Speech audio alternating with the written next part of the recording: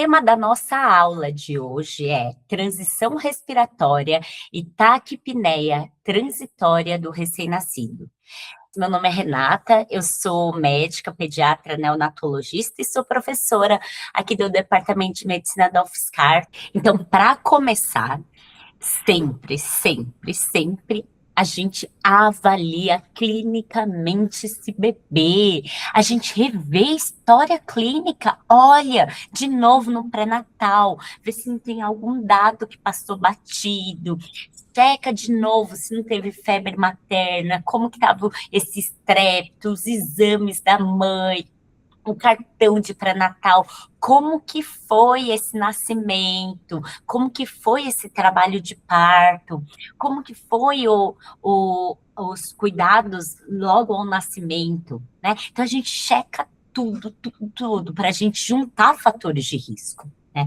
E na sequência a gente examina esse bebê, né? Avalia, faz uma oximetria, compara a saturação pré e pós-ductal, avalia, vê se não tem uma hepatomegalia, vê se não tem um sopro, palpa pulsos, vê perfusão periférica, vê diurese. Então, tudo isso é fundamental para a gente fazer um diagnóstico mais preciso da taquipneia transitória e excluir aqueles outros diagnósticos diferenciais que são muito importantes.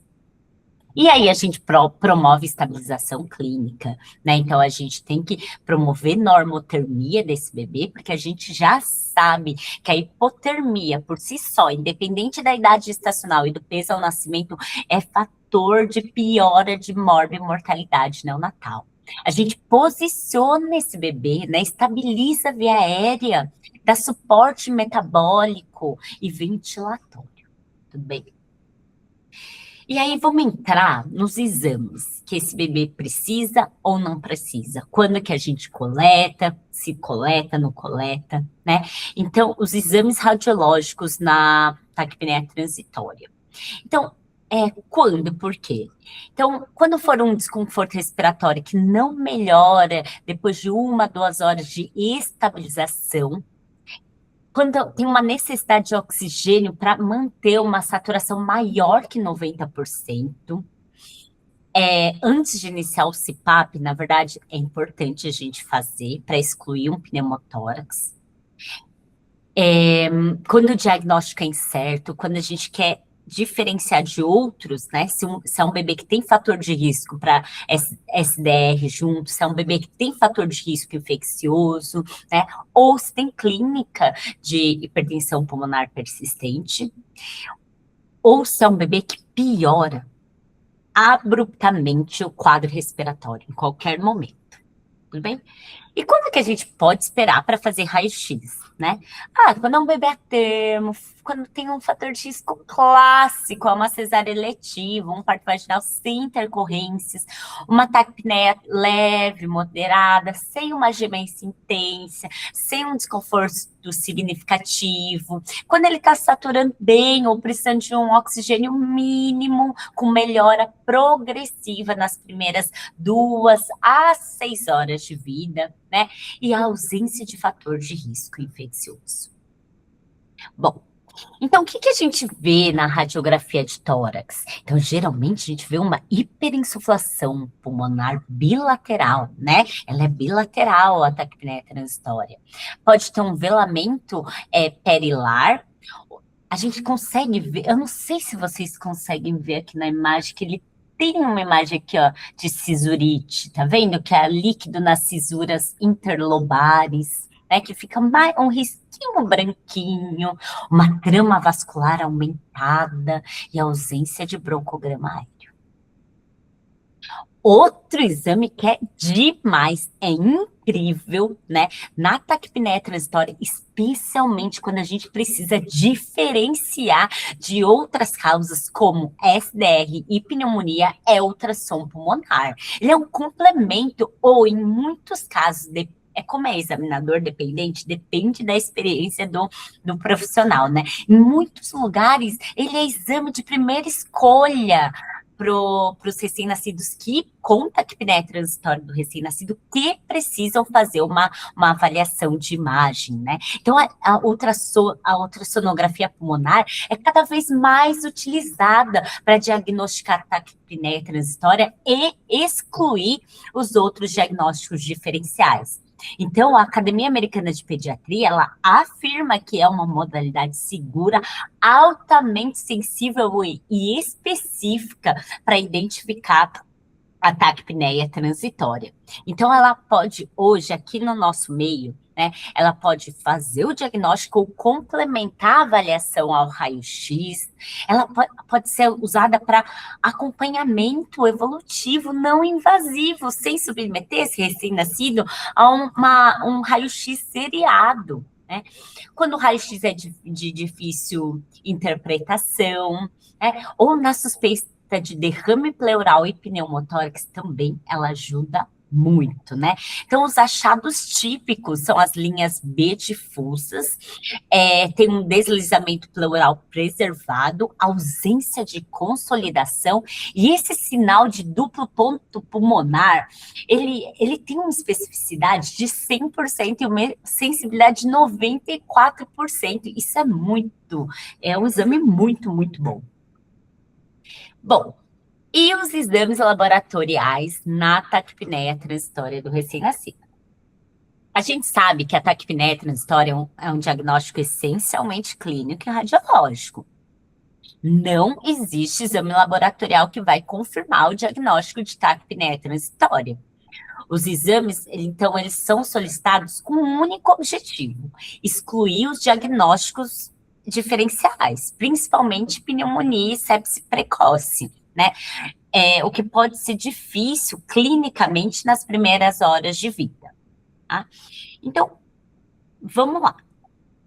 Primeiro exame laboratorial que eu quero falar com vocês é a gasometria. Então, quando que a gente colhe uma gasometria?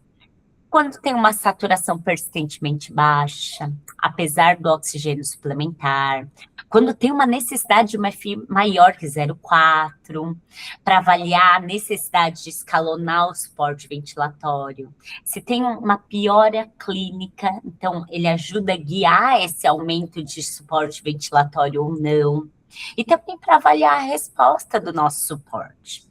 Então, o que a gente vê geralmente na gasometria de uma taquipneia transitória? Vai ver uma hipoxemia leve, né? Um P de CO2 normal ou levemente baixo, que é mais comum por conta da taquipneia, e o pH está normal ou pode ter uma alcalose respiratória leve também. Bom. E o hemograma, PCR e hemocultura?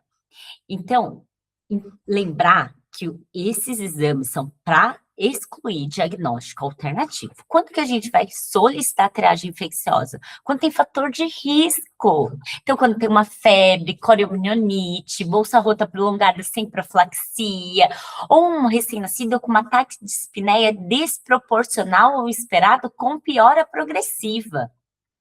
Necessidade de uma FIDA2 alta. Tudo bem? E quando que a gente não precisa pedir a triagem infecciosa? Quando é uma cesárea eletiva sem trabalho de parto, quando tem ausência de fatores de risco infeccioso, quando tem um quadro clínico e radiológico típico de taquipneia transitória, e especialmente quando tem uma melhora progressiva esperada. E como que a gente interpreta o hemograma e o PCR? Porque a gente tem que saber interpretar. Quando a gente pede um exame, a gente tem que saber o que a gente quer ver, tudo bem? Então, no hemograma, a gente sabe que o hemograma do recém-nascido, normalmente, ele pode ter uma leucocitose isolada nas primeiras 12, 24 horas de vida, né? Devido ao estresse do nascimento, ao trabalho de parto, uma descarga medular. Né? Lembrar que a neutropenia ela é muito mais específica para a sepse, especialmente essa relação imaturos pelo totais, tudo bem? Que são sinais de alarme para a infecção. O PCR, lembrar que o PCR é uma prova de atividade aguda, mas com uma latência de 12 a 24 horas, né? O PCR aumentado nas primeiras 12 horas pode refletir condições perinatais e de nascimento, pode refletir a bolsa rota da mãe, pode refletir uma condição materna, pode refletir o estresse do parto, pode refletir trabalho de parto, pode refletir nascer, porque nascer é um estresse. O PCR, ele também pode ser elevado na taquipneia transitória do recém-nascido, porque pode ter um mecanismo de resposta inflamatória em resposta a esse edema intersticial pulmonar e associado a esse estresse de nascimento também, sem necessariamente ter um agente infeccioso. Então, nesse caso, quando a gente tem um PCR, você resolveu colher, tá bom? Resolveu colher. Veio aumentado, faz seriado, pede de novo, vê, associa essa evolução do PCR com o quadro clínico do paciente. Se você avaliou, repetiu o PCR em 24 horas, ele caiu e clinicamente esse recém-nascido está melhorando, muita chance de ser uma taquipneia transitória. Mas se não, se o PCR for subindo, o score de Rodwell for para maior que 3, esse bebê não está bem, está com uma piora progressiva, aí sim é mais compatível com o quadro infeccioso. Lembrando que hemocultura é o padrão ouro para infecção, né? E quando ela está positiva, quando ela vai vir positiva, né? 90% positiva nas primeiras 24 horas e quase 100% nas primeiras 48 horas. Então, se você ficou, né, ficou na dúvida, entrou com antibiótico, você tem esse tempo de observação do bebê para decidir se você tira ou se você mantém, tudo bem? Beleza? Então, vamos lembrar que nenhum valor isolado de hemograma ou PCR vai confirmar ou excluir sepse ou pneumonia. A interpretação desses exames, ela tem que sempre ser em conjunto com o contexto clínico, com os fatores de risco, né? E com a evolução temporal desse bebê. Tudo bem? Isso é muito, muito importante.